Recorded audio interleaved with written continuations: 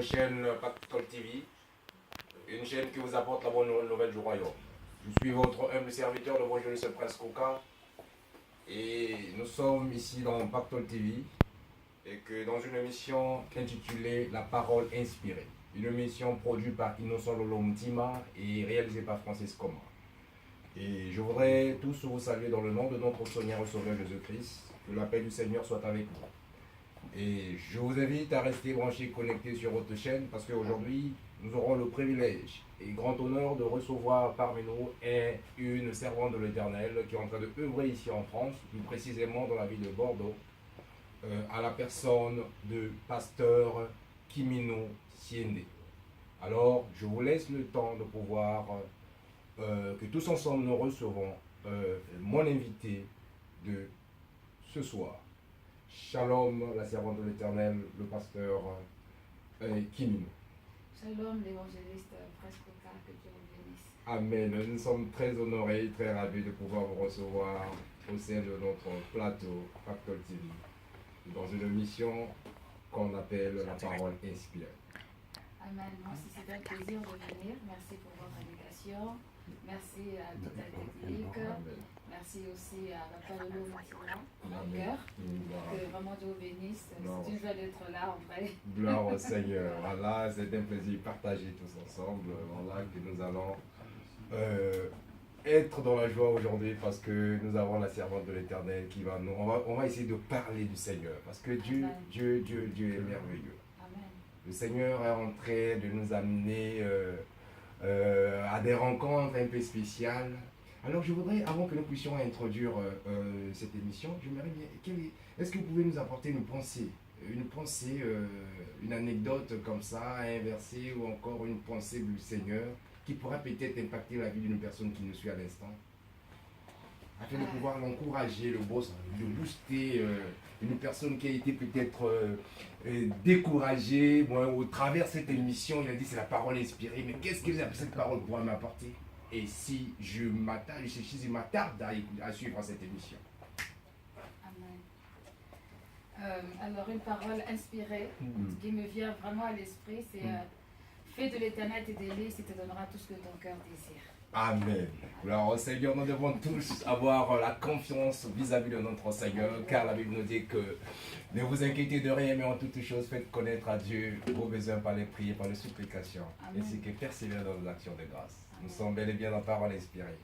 Alors, je vous demande de rester branché et connecté sur votre chaîne de la bonne nouvelle du royaume. Alors, est-ce que le pasteur Kimino pourra peut-être nous parler d'elle, afin que ceux qui nous suivent, de pouvoir les découvrir. Nous savons que vous êtes une femme qui est en train d'impacter les réseaux sociaux. Vous êtes en train d'encourager, vous êtes en train de réconforter, vous êtes en train de consoler des vies qui sont des personnes qui sont abattues. Et voilà pourquoi je voudrais que peut-être il y a d'autres personnes qui ont l'habitude de vous suivre. Mais aujourd'hui, ça c'est vraiment un grand privilège pour nous de vous recevoir au sein de notre plateau. Et je crois que ceux qui nous suivent aussi, ils sont bénis. Voilà pourquoi. Et peut-être ils ne vous connaissent pas. Moi, je vous connais. Mais ceux-là qui viennent peut-être de vous découvrir aujourd'hui. Et alors, qui est le pasteur Kimino? Alors, qui est le pasteur Kimino Siende? Alors, je suis pasteur Kimino Siende de l'église triomphante Le Rocher. Je suis un visionnaire de cette vision, de cette assemblée. Amen. Et je suis mariée. J'ai 4 enfants. Gloire à Dieu. Et j'œuvre avec le pasteur d'Esther Siende qui est également mon époux. Ah, gloire au Seigneur. Et voilà, je suis originaire du Congo-Brazzaville. Gloire à Dieu. Qu'est-ce que je pourrais dire d'autre? J'aime le Seigneur plus que tout. Amen. Et surtout, j'aime que les gens soient heureux parce que la vision de l'église Triomphante Le Rocher, c'est approchez-vous de Dieu, il s'approchera de vous. Autrefois, je voyais un peu comment vivaient les serviteurs de Dieu avec leurs brebis, et souvent on avait l'impression que les serviteurs étaient à une position inaccessible, c'est-à-dire ils étaient plus proches de Dieu que les brebis qui pouvaient être proches de Dieu. Et un peu plus tard dans ma croissance spirituelle, en avançant avec Dieu, en 2012 exactement, le Seigneur m'a donné une vision. Donc 15 jours, je veux œuvrer en tant que visionnaire avec ce verset. Approchez-vous de Dieu, il s'approchera de vous. Parce que tous ceux qui vont vers le Seigneur, Dieu ne les rejette pas, il les accueille et tous ceux qui veulent s'approcher de lui deviennent les amis intimes du Seigneur. Voilà. Donc c'est vraiment une grâce vraiment de pouvoir servir le Seigneur et de pouvoir porter cette vision vers tout le monde particulièrement. Et aussi le but c'est de dire que Jésus est Seigneur quoi qu'il arrive, quel que soit ce qui peut se passer, Jésus restera Seigneur. Il ne faut pas se décourager. Si Dieu a fait pour moi, il peut faire aussi pour vous, parce qu'il ne fait pas de favoritisme ni exception de personne. Et de ce fait, le Seigneur a permis que je puisse œuvrer dans la parole, dans le chant, dans la danse prophétique, dans l'évangélisation et beaucoup d'autres choses que Dieu a. Tout cela, c'est pour la gloire de notre Sauveur et Seigneur.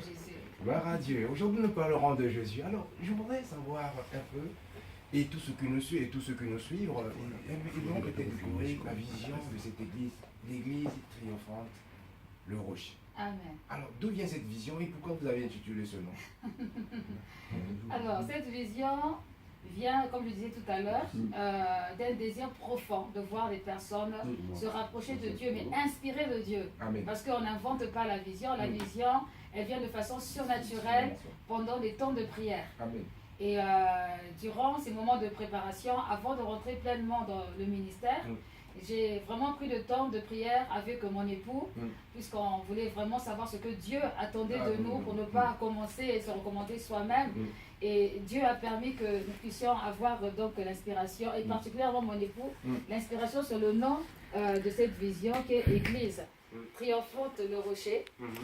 Triomphante pourquoi? Parce que nous pensons que la parole de Dieu triomphe, quels que soient les temps et les circonstances.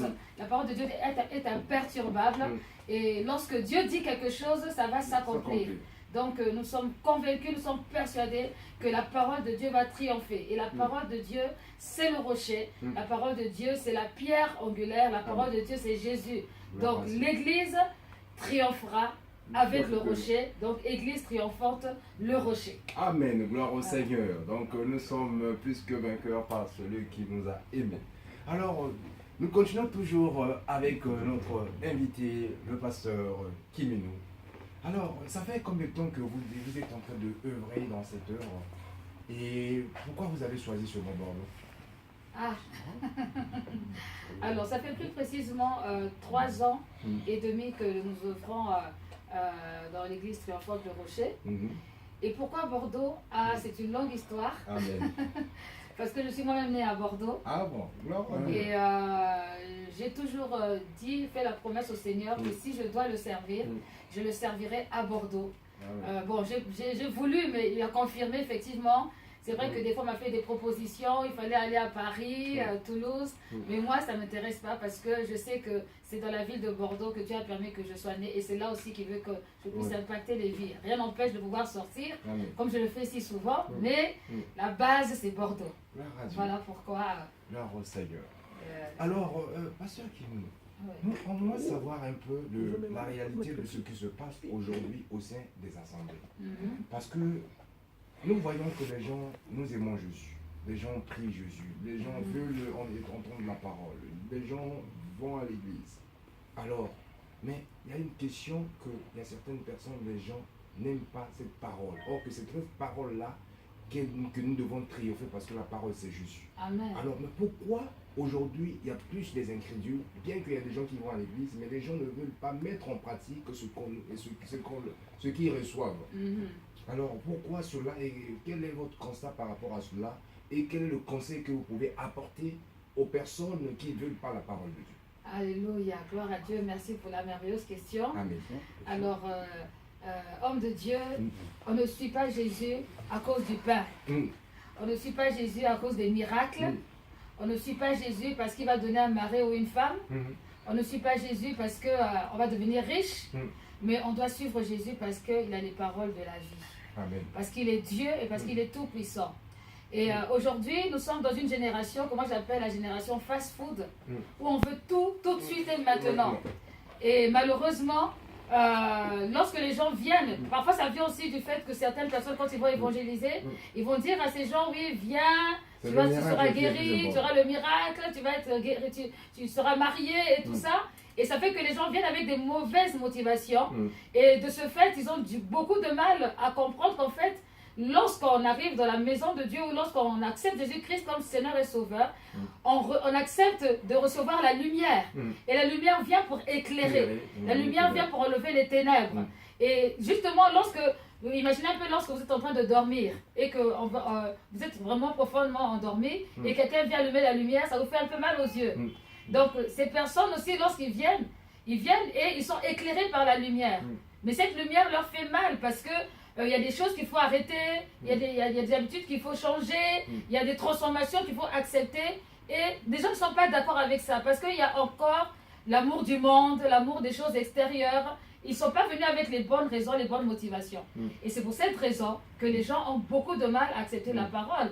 Parce que la parole, elle vient pour transformer. Or, celui qui ne veut pas transformer, ne veut pas être transformé, on ne peut pas obliger quelqu'un. Dieu même qui nous a créés avec le libre arbitre. Il nous a laissé le choix. Donc, lorsque quelqu'un vient auprès de Dieu et qui ne veut pas être transformé, eh bien, il résiste et il rétrograde et il retourne dans le monde. Ça fait que les gens, pas mal de personnes, n'acceptent pas vraiment de rentrer pleinement dans cette nouvelle naissance, cette conversion, alors que le problème c'est qu'on accepte Jésus parce qu'il y a les paroles de la vie, la parole qui change les cœurs, et surtout parce qu'un jour nous allons nous retrouver là-haut dans le ciel avec lui pour aller fêter les noces de l'agneau et avoir la vie éternelle. Amen. Donc je pense qu'il y a vraiment un changement de mentalité qu'il faut au niveau non seulement de l'église, mais aussi de ceux qui évangélistes, et aussi auprès de toutes les personnes qui apportent la parole pour que les gens comprennent vraiment pour quelles raisons ils vont à l'église, pour quelles raisons ils acceptent Jésus-Christ comme Seigneur et Sauveur, et surtout qu'ils puissent accepter la parole qui va transformer leur vie. Mais est-ce que maintenant, c'est la faute aux fidèles, parce que la Bible dit que mon peuple périt pour des connaissances. Est-ce que parce qu'il leur manque la formation, la connaissance de la parole de Dieu, ou encore les fameux qui nous sommes des bergers, les encadreurs, qu'on ne nous apporte pas la vérité, parce que le but est que là, que nous sommes en train seulement de parler vis-à-vis des miracles. Viens sur moi, tu auras ceci. Viens sur moi, tu auras ça. Alors, lorsque cette personne-là est maintenant indépendant, mais il est face à un problème ou une situation, est-ce qu'il pourra se défendre lorsqu'il n'a pas la base de la parole de Dieu? Amen. Nous avons que le Seigneur a vaincu l'ennemi parce qu'il avait la connaissance de la parole de Dieu. Amen, amen. Alors lorsque nous n'avons pas la connaissance, est-ce que nous sommes prêts à attendre le retour de Jésus? Est-ce que nous serons enlevés? Alors le rôle maintenant de l'Église actuellement, que devons-nous faire? Le rôle de l'Église, merci beaucoup pour la question de Dieu. Le rôle de l'Église, c'est de prévenir que nous ne sommes pas éternels ici sur la terre. Amen. Le rôle de l'Église, le rôle des bergers, le rôle des pasteurs, des évangélistes, et je dirais même des prophètes et tout ce qui finit par iste, si vous voulez, c'est de prévenir l'Église que nous sommes dans les derniers temps. La Bible dit dans Marc 13 que dans les derniers jours, il se passera beaucoup de choses. Et nous voyons ces choses-là se manifester tous les jours de notre vie. Il n'y a pas besoin d'être, un grand théologien pour réaliser que vraiment la prophétie est en train de s'accomplir. Jésus revient bientôt. Les Juifs sont en train de retourner petit à petit en Israël. Pourquoi? Parce que ça fait partie de la prophétie qui doit annoncer le retour de Jésus. Et ces personnes qui ont du mal justement avec la connaissance, la parole, qui ont du mal à se défendre, je ne peux pas dire que ce soit totalement de leur faute ou qu'ils soient aussi innocents. Mais je pense aussi que les torts sont partagés parce que c'est au rôle des bergers de pouvoir enseigner enseigner le peuple afin qu'ils sachent ce qu'ils doivent faire, ce qu'ils ne doivent pas faire. Comme dit le prophète, mon peuple périt faute de connaissance. Aujourd'hui, les gens sont pressés de vouloir servir dans l'église, les gens sont pressés de vouloir manifester les dons, mais le b.a.-ba de la parole de Dieu, c'est-à-dire les fondamentaux qui se trouvent dans Hébreux 6 au verset 2, ne sont pas compris. Les gens ne comprennent pas qu'est-ce que c'est que la véritable repentance, qu'est-ce que c'est que la foi en Dieu, qu'est-ce que c'est que la doctrine du baptême, en quoi consiste le jugement dernier, est-ce que je serai enlevé ou pas. C'est des sujets dont on ne parle pas parce que le plus important c'est de faire ce qui est à la mode. Mais Jésus n'a que faire de ce qui est à la mode. Jésus, ce qui l'intéresse, c'est que notre âme soit sauvée. À quoi sert-il à un homme de gagner le monde entier s'il perd son âme? Donc, c'est le rôle des bergers d'insister vraiment, de façon équilibrée, parce que le mariage, c'est bon, c'est pas une mauvaise chose. L'argent, on en a besoin. Tout ça fait partie de la vie. Ce sont des choses, normalement, qui sont censées être acquises lorsqu'on est avec le Seigneur, de manière plus ou moins importante. Mais c'est Dieu qui fait selon son peu sa volonté. Mais c'est important de sonner la sonnette d'alarme et de dire vraiment que Jésus-Christ est à la porte et il revient bientôt. Il peut arriver tout de suite maintenant comme un clin d'œil, comme il peut arriver dans 2 ans, comme dans 3 ans. Si au temps des Thessaloniques, les Thessaloniciens attendaient Jésus avec ferveur, à plus forte raison nous, qui sommes là il y a 2000 ans, on doit encore être plus préparés, plus enthousiasmés par la venue de Jésus. Donc c'est vraiment le rôle des bergers d'insister, d'insister et d'insister pour que la gloire de Dieu se manifeste et que les cœurs soient vraiment touchés. Amen. Amen. Bien-aimés dans le Seigneur, nous sommes vraiment bénis avec la servante de Dieu, le pasteur Kimino. Il est en train de nous parler des bases que nous devons nous focaliser pour pouvoir préparer le retour de notre Seigneur Jésus. Alors, mais quand nous voyons dans le livre de Matthieu, la Bible nous dit que nous cherchons premièrement le royaume et la justice de Dieu, et le reste serait donné par-dessus. Alors, peut-être les gens ont toujours tendance à utiliser ce passage comme étant un slogan, mais ils ne s'attardent pas de pouvoir savoir exactement qu'est-ce que le Seigneur parlait de ça. Alléluia. Alors, pourriez-nous expliquer quel est le royaume que les personnes devaient peut-être chercher avant que tout ce que vous venez nous parler précédemment, afin que les gens prennent au moins ce passage, afin de pouvoir s'attarder dessus, pour pouvoir savoir que tout ce que nous sommes en train de courir derrière, ça peut nous être accompli lorsque nous avons d'abord atteint l'objectif de pouvoir sauver d'abord notre âme. Amen. Gloire.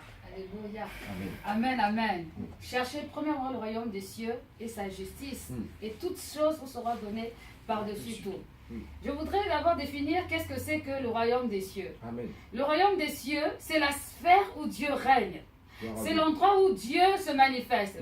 Lorsque nous faisons des cultes, lorsque nous sommes dans des moments d'adoration où Dieu se manifeste pleinement, bien aimés, nous sommes dans le royaume des cieux. Et la Bible dit que le royaume des cieux, il est présent, mais il est aussi à venir. Et quand on parle du royaume des cieux, ça veut dire que c'est l'endroit où nous devons être bien de façon éternelle, de façon continue, sans interruption, que ce soit maintenant et après dans l'avenir.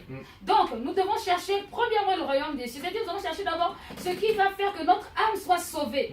Ce qui va faire que notre âme puisse se réjouir dans le Seigneur. Ce qui va faire que notre âme va être récompensée. Parce qu'il ne faut pas oublier, bien aimé, que nous allons être récompensés. Nous allons retourner au ciel. Amen. Lorsque Jésus viendra enlever son église, il y aura ce qu'on appelle le tribunal des croyants. Et à ce moment-là, chacun va rendre compte et va avoir la récompense de cela, ce qu'il aura fait et ce qu'il n'aura pas fait. Donc, si j'ai fait des choses qui étaient une abomination devant le Seigneur, je risque déjà d'avoir des soucis, des problèmes. Mais en plus, si j'ai fait des choses qui n'étaient pas conformes à la volonté de Dieu, parce que, bien aimé, on peut faire des choses croyant que Dieu est avec nous, alors que Dieu n'est même pas avec nous. On peut même faire de l'évangélisation sans que Dieu soit avec nous, parce qu'on veut évangéliser par motif de rivalité. Chercher premièrement le royaume des cieux, c'est chercher premièrement l'intérêt de Dieu, l'intérêt du Seigneur, parce que c'est Jésus d'abord. Sans Jésus, on ne peut rien faire. C'est lui le moteur, c'est lui l'auteur de toutes choses. C'est lui qui révèle, qui sonde les cœurs et les reins. Et vous savez que lorsqu'on sera là-haut avec le Seigneur, il va montrer à visage découvert réellement l'œuvre de chacun. On va être dépouillé, on va voir, savoir est-ce que lorsque l'évangéliste a évangélisé, est-ce qu'il avait fait pour lui ou est-ce qu'il avait fait vraiment pour le Seigneur. Ce jour-là, tout sera mis à nu. Donc je pense que chaque fois qu'on se mettra à penser de cette manière, on va agir correctement.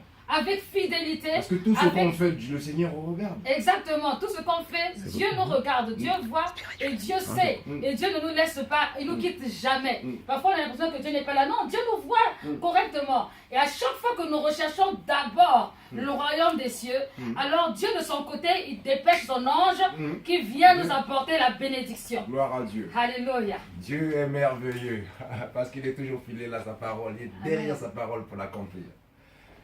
Pasteur Kimi, aujourd'hui nous constatons que le chrétien aime Dieu, mais il n'aime pas son prochain. Il y a un problème, il y a un déséquilibre dans l'amour. Or que c'est le premier commandement que le Seigneur a dit, même par l'amour que le Seigneur est revenu vers nous, afin de pouvoir nous sauver. Et nous constatons que Dieu pleure. Le Seigneur dit que ce peuple m'adore de lèvres seulement, mais leurs cœurs sont éloignés de moi. Voilà pourquoi il y a des choses que vous venez de mentionner tout à l'heure, de voir est-ce que dans quel but, dans quelle intention nous faisons ce genre de choses. Amen. Parce que nous voulons apparaître saints devant des hommes, mais nous sommes en train de cacher au fait notre visage. Amen. Donc nous constatons que non, il y a des chrétiens, des croyants hypocrites. C'est ça. Ce sont des personnes que le Seigneur déteste au sein de la Bible. Amen. Alors, qu'est-ce que vous pouvez nous apporter à propos de cela, afin que les gens doivent servir le Seigneur d'une manière sincère et d'une manière véritable. Amen. Amen, amen. Merci, homme de Dieu. Amen. Alors, j'aime beaucoup l'évangile de Jean. Gloire à Dieu. Parce que l'évangile de Jean révèle vraiment une histoire d'amour entre Dieu et les hommes, entre Jésus-Christ et les hommes. Et c'est dans l'évangile de Jean qu'on voit combien il y a vraiment un lien entre Dieu le Père et Dieu le Fils ensemble. Et c'est toujours Jean qui a développé dans les épîtres la manifestation de l'amour et ce que signifie être né de nouveau, appartenir vraiment à Jésus-Christ. Et Jésus expliquait donc dans le livre de Jean que tu ne peux pas dire que tu aimes Dieu et tu n'aimes pas ton prochain. Pourquoi? Parce que Dieu ne le voit pas. Dieu, il est esprit. Il s'est manifesté en tant qu'homme par Jésus-Christ de Nazareth. Mais lorsque je vois mon frère, quand je vois ma soeur, je dois voir Jésus, je dois voir Dieu en lui. Ça veut dire que les actes que je vais poser doivent être des actes qui vont glorifier Dieu. Si j'aime vraiment le Seigneur, concrètement, je ne pourrai pas faire mal à mon prochain parce que mon prochain représente Jésus sur la terre. Amen. Qu'il soit chrétien ou qu'il soit païen, quoi qu'il arrive, c'est la créature que Dieu a créée, c'est la créature que Dieu a faite. Donc, la manifestation de notre amour, c'est une manifestation qui est vérité, qui est véridique. Elle doit être concrète, elle doit pas être abstraite. On ne peut pas dire, Seigneur, je t'aime du bout des lèvres, comme c'est écrit dans Jean 6, verset 53. Ces hommes disent, Seigneur, Seigneur, mais ils ne font pas ce que je dis. Et toujours dans le livre de Jean, il est écrit que celui qui dit qu'il aime Dieu, c'est celui qui applique ses commandements. Donc ce n'est pas l'amour de la bouche, mais c'est l'amour de la vérité. C'est l'amour du cœur. C'est l'amour de l'action. Dieu, la Bible déclare dans Jean 3,16 qu'il a tant aimé le monde qu'il a envoyé son Fils unique afin que quiconque croit en lui ne périsse point mais qu'il ait la vie éternelle. Il a posé un acte. Et Jésus a dit il n'y a pas de plus grand amour que de donner sa vie pour ses amis. Ça veut dire que lorsque je dis que j'aime l'évangéliste, ça veut dire que je le manifeste réellement. Je le manifeste, je le démontre. Ça veut dire que je ne vais pas être hypocrite avec lui. Je vais lui dire des choses sincères, même que ça peut faire mal, avec amour. Mais je vais le lui dire pour qu'il soit transformé, qu'il soit changé et qu'il soit à l'image de Dieu. Et quand il fait quelque chose de bien aussi, je lui dis mon frère, tu as bien fait. Vraiment que Dieu te bénisse. Tu m'encourages, tu me fortifies. Et je vais aller de l'avant parce que ce que tu as fait m'a fortifié. Voilà, la manifestation de l'amour, c'est une manifestation concrète et réelle. Ce n'est pas abstrait parce que Jésus a fait du concret à la croix de Golgotha. Gloire à Dieu. Amen. Bien-aimés dans le Seigneur, nous sommes vraiment réellement bénis parce que le pasteur Kimino est en train de nous expliciter certaines vérités et cela fait du bien pour les enfants de Dieu. Nous devons donner corps et âme, esprit et d'être sincères vis-à-vis de nous-mêmes et vis-à-vis de Dieu.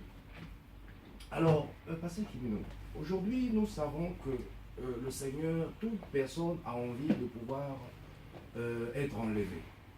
La personne qui va à l'église, qui prie Dieu, il est vu que non, mais moi, ce jour-là, je vais toujours, je vais être emporté avec le Seigneur dans les airs.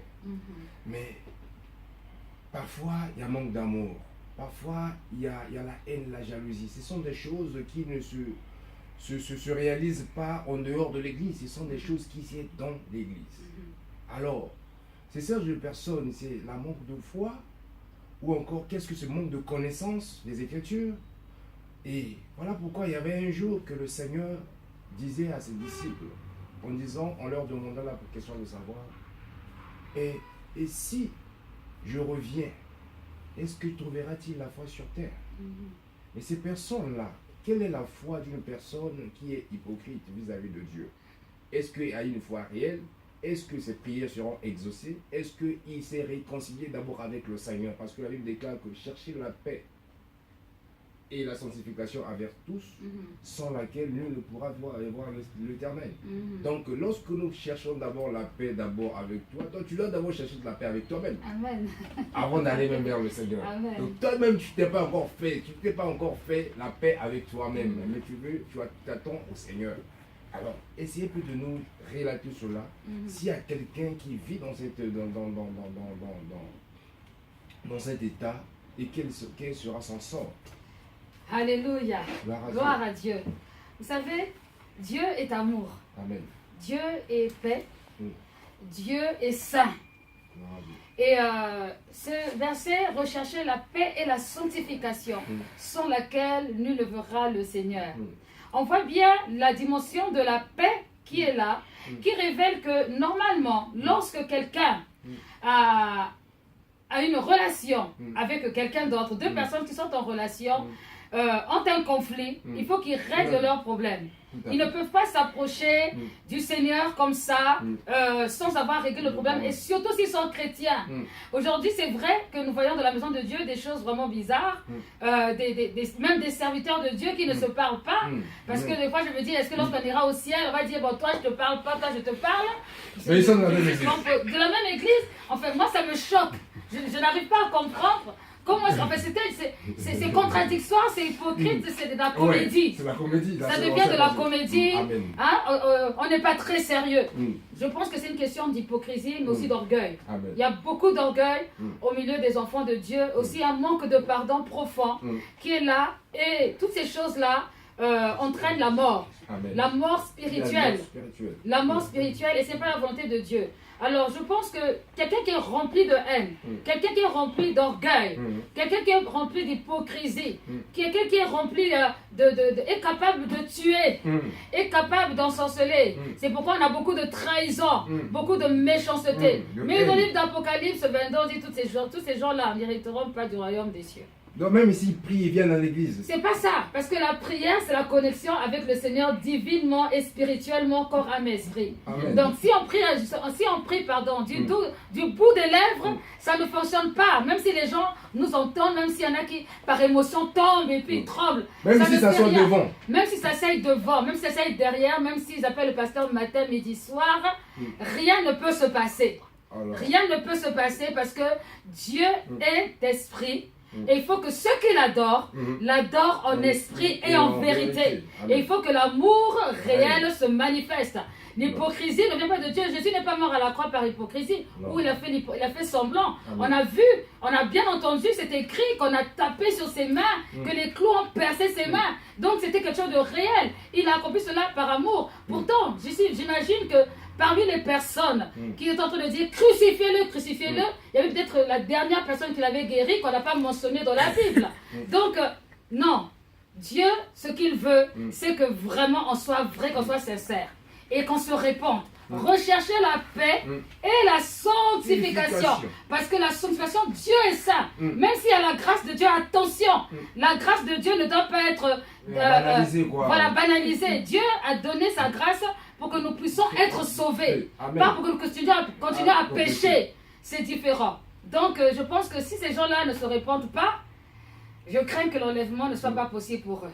Pécher, repécher, pardon, repardon, donc voilà, et ce sont les mêmes choses. Au fait, pas ceux qui viennent, ce que je constate, Oui. aujourd'hui le chrétien, c'est toujours des mêmes péchés qui nous fait tomber, à chaque fois. Et pourquoi? C'est parce que la passion elle est possédée ou encore, voilà, quoi. Qu'est-ce qui se passe actuellement? Parce que tu vois une personne qui pêche, c'est soit l'adultère, soit l'infidélité, soit le vol, le mensonge, la prostitution. Ce sont des mêmes choses, des mêmes bêtises que les personnes pêchent, ils repêchent. C'est comme si quelqu'un les liait.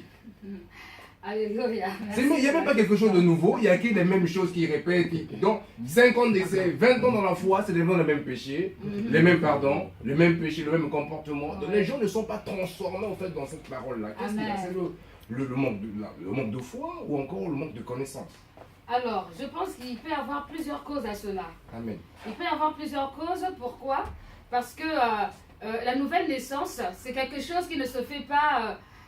Mais or, la Bible nous dit que lorsque celui qui est en Christ est devenu une nouvelle créature, oui. Les choses anciennes sont passées, voici toutes sont devenues nouvelles. Mais la personne, elle est une vie nouvelle avec le Seigneur, il y a le Saint-Esprit, mais la vie ancienne, elle est toujours là. Qu'est-ce que nous allons dire alors? Cette personne n'est pas convertie ou n'a pas le Seigneur avec lui? Dans la conversion, il y a un processus. Amen. La nouvelle naissance est instantanée. Amen. Mais la conversion est un processus parce que nous allons, comment dire, petit à petit, de gloire en gloire, par la parole et la connaissance que nous avons. Il faut savoir que des personnes qui tombent à chaque fois dans les mêmes péchés, vous avez dit tout à l'heure, péché et repéché. La première cause, ça peut être parce que ces personnes sont spirituellement pas accomplies, dans le sens où ces personnes ont des problèmes parfois de famille et ce qu'on appelle des liens. Et parce qu'ils ont des liens, ils n'ont pas fait le travail qu'il faut et malheureusement, sans avoir fait ce travail, ils ont progressé comme ça dans l'église. Et justement, ils ont couru derrière des fonctions, ils ont exercé, mais dès qu'il y a eu une occasion de chute, ces personnes sont tombées. Alors, quelquefois, ils n'ont pas été enseignés au départ, il n'y a pas eu les fondements qui ont été posés, et comme il n'y a pas eu de fondements, malheureusement, on leur a dit que de toute façon, si tu crois, tu seras sauvé, et c'est tout. Donc, ils ne sont pas allés dans la profondeur, et malheureusement, le péché les a rattrapés. Quelquefois, il y a aussi le fait que ces personnes savent ce qu'ils font, mais ils désirent volontairement demeurer dans ce qu'ils sont. Donc, ils ont vendu leur âme au diable. Qu'est-ce qui se passe? Donc, ils savent que certains, dans Jude, il en parle des personnes qui servent volontairement le diable, mais qui sont introduites dans les églises. Et il y a d'autres personnes qui sont de nature charnelle, c'est-à-dire il n'y a pas eu la circoncision du cœur. Et de ce fait, ils recommencent toujours dans les vieilles habitudes. Leur vie chrétienne, ça s'arrête aux portes de l'église, mais dès qu'ils sortent de l'église, ils retournent dans les coutumes, ils retournent dans la culture, ils retournent dans les habitudes, et malheureusement, ça crée justement tous les dégâts qu'on peut voir. Certains veulent vraiment s'en sortir, il faut les aider, et pour cela, il faut qu'ils tombent vraiment sur des bergers qui vont les conseiller, leur donner vraiment l'amour, le désir d'être transformés. Et pas puis d'autres... Comment? Pas les bergers profiteurs. Ah, pas les bergers profiteurs, effectivement. Les bergers profiteurs, ce sont des tueurs d'âmes. Amen. Alors, le mot de la fin par rapport à tout ce que nous venons de dire, quel est le conseil que vous pouvez donner à des personnes qui traversent des moments, des périodes comme ça, et s'ils veulent vous contacter afin de pouvoir approfondir aussi cette émission ou encore chercher des conseils, n'hésitez pas à communiquer votre numéro. Et puis voilà, de pouvoir les encourager à s'attacher toujours au Seigneur Jésus-Christ parce que c'est lui qui est la solution. Amen. Alors le mot de la fin, je voudrais revenir sur ce verset. Recherchez premièrement le royaume des cieux et sa justice et toute chose vous sera donnée par-dessus tout. Rechercher, ça veut dire qu'on va aller vraiment dans la profondeur, on va faire un examen de conscience personnelle. Et au travers de ça, on saura exactement ce qui va et ce qui ne va pas. Ne pas hésiter à demander, à poser des questions. Si on est dans une assemblée, de se rapprocher de son pasteur pour demander des conseils demander la délivrance, parce qu'il y a aussi le domaine de la délivrance, ou encore demander la prière pour que les choses puissent s'améliorer de certaine manière. Il faut savoir que ce n'est pas nous qui faisons, mais c'est le Saint-Esprit qui agit. Amen. Parce que c'est lui qui donne la puissance et l'autorité. Mais le Saint-Esprit n'est pas, je dirais, excusez-moi l'expression, mais n'est pas impoli. Le Saint-Esprit travaille avec la volonté de la personne. Et si la personne est volontaire, quel que soit le temps que ça prendra, Dieu ne fait pas de favoritisme. Des choses vont s'améliorer, vont s'arranger. Surtout, ne vous découragez pas. Parce que Dieu vous aime. Les hommes peuvent vous laisser tomber, les hommes peuvent vous abandonner. Mais Dieu sera toujours là. Jésus sera toujours là. Et le Saint-Esprit, le consolateur, sera toujours là. Faites tout pour chercher sa face et il vous montrera, il vous ouvrira les portes et il vous montrera le chemin. Parce que Jésus-Christ est le chemin, la vérité et la vie. Amen. Et est-ce que vous avez un contact pour communiquer à des personnes qui ont l'habitude de vous suivre ou ceux qui veulent vous suivre? Vous pouvez les communiquer. Voilà. Amen. Alors, vous pouvez me contacter au 06 16 22 27 91 ou encore, vous pouvez me contacter sur les réseaux sociaux, Facebook, Kiminu Siende, tout simplement. Ou vous pouvez visiter aussi la page de l'église Trois-Fautes-le-Rocher sur Facebook. Église Trois-Fautes-le-Rocher. Voilà, que Dieu vous bénisse.